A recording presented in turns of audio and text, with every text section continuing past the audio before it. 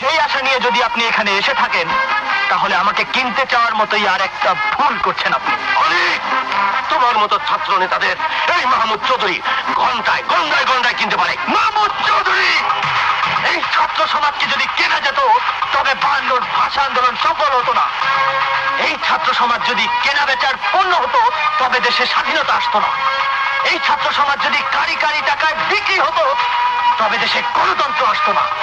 আরেকটা কথা জেনে যান মাহমুদ চৌধুরী, আর যে উদ্দেশ্য নিয়ে আপনি এখানে এসেছেন সেই উদ্দেশ্য নিয়ে আর একদিন যদি এই ক্যাম্পাসে প্রবেশ করেন তবে আজ যে সম্মানটুকু নিয়ে আপনি ফিরে যাচ্ছেন সেদিন হয়তো সেই সম্মানটুকু আপনি পাবেন না।